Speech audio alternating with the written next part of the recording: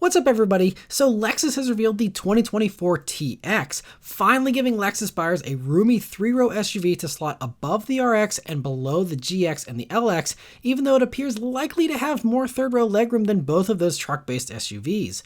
The TX is on the same GAK platform as the RX and NX, as well as the new Toyota Grand Highlander.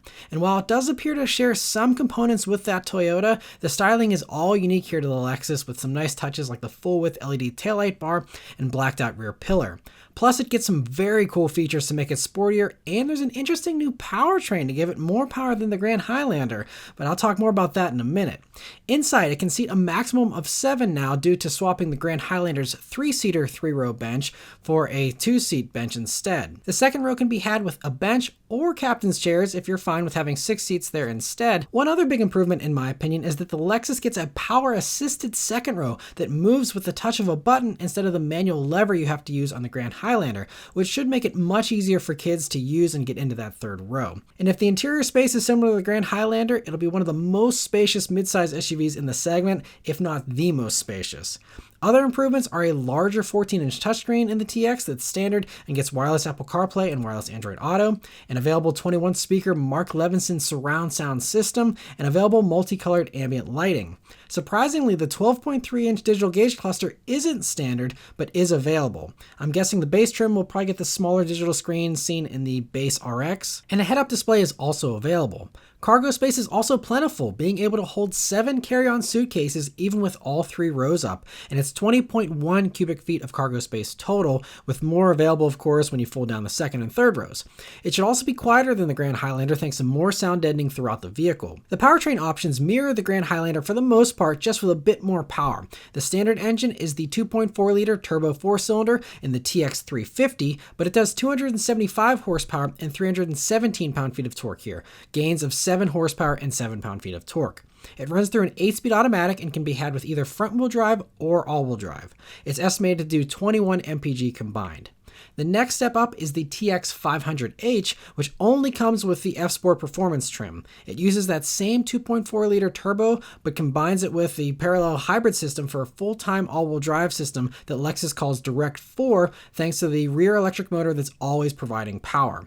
In total, the setup does 366 horsepower and 409 pound-feet of torque, which is 4 more horsepower and 9 more pound-feet of torque than the Hybrid Max Grand Highlander.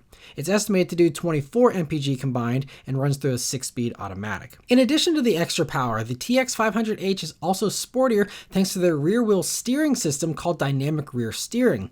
At higher speeds, it'll provide extra stability, but at lower speeds, it'll make it more agile and reduce the turning radius for better maneuverability, which will especially come in handy in tight parking lots. And aside from a few high-end performance crossovers, there's really no one else offering this in this segment.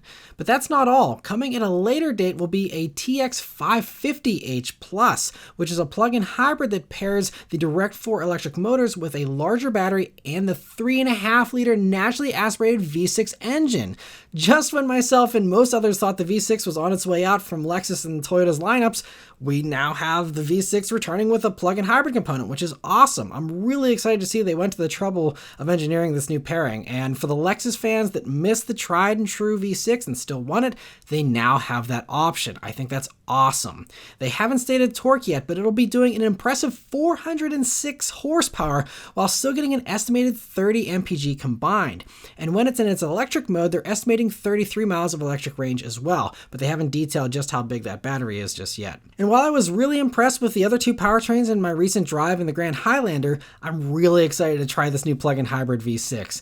Interestingly, instead of using the same 6-speed auto as the 500H, this one will be using a CVT transmission for some reason, and so we'll be interested to see how that affects the driving experience. I'm not sure why they didn't just use the same automatic, but we'll see how that plays out. But I mean, I'm still so pumped for that powertrain. And one last thing to potentially sweeten the deal on this version is that the TX will be built in Indiana, and it's the first Lexus plug-in hybrid assembled in North America. So there's a chance it might actually be eligible for some tax credits as long as it's priced under $80,000, which I assume it will be, but we'll have to wait and see about that. We don't have any pricing for any of these TXs just yet, and who knows what'll happen with his tax rebates and all that, but just a potential extra cherry on top. We'll see.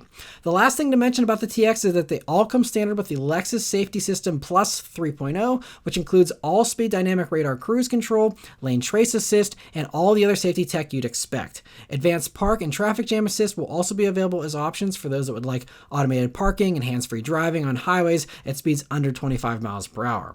The 2024 TX 350 and 500H are expected to go on sale this fall, with the 550H Plus coming at an unspecified later date. So that's the long-awaited TX. Overall, it sounds very promising and seems to make some really nice improvements upon the already very impressive Grand Highlander.